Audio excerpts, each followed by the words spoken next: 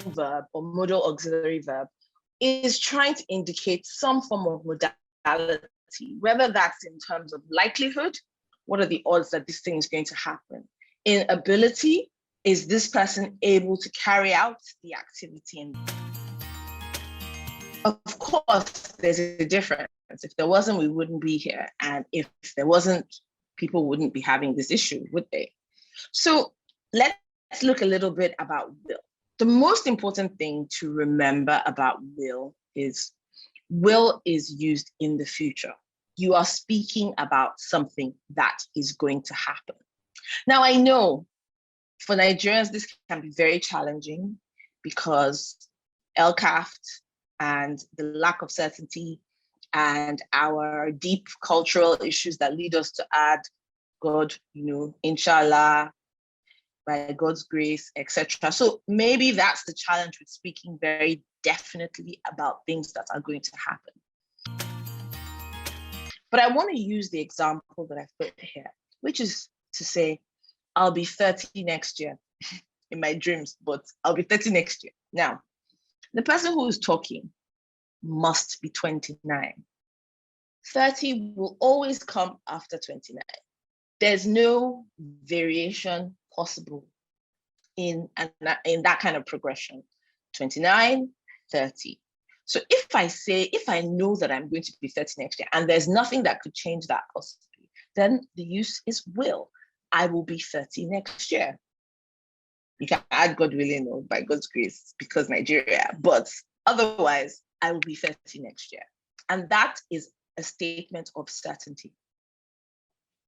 So we also use will to discuss immediate or spontaneous decisions, actions, promises, offers, requests, proposals.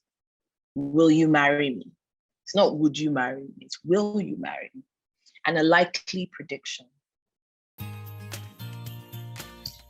Would is used to discuss invitations, requests, again, and to request permission, and to talk about preferences and arrangements. She promised that she would call me soon. Now, the reason why would is being used in this particular context is because the promise or the conversation in which the promise was made was held in the past. You've already had the conversation, but you're talking about it in the future. So, or in the present, but it's future relative to the time you had the conversation. So she promised she would call me soon.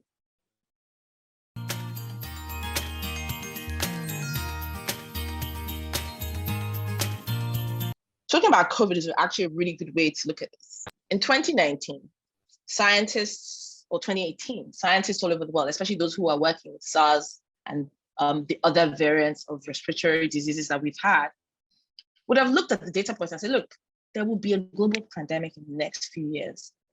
With what we are seeing, there will be a pandemic. Now, depending on your politics, depending on your position, you might believe them. But this person is speaking from a position of certainty.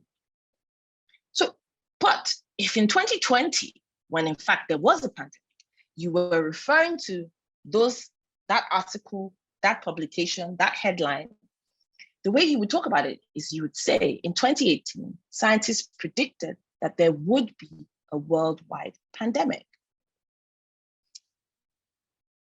Certainty in the past about something in the future will.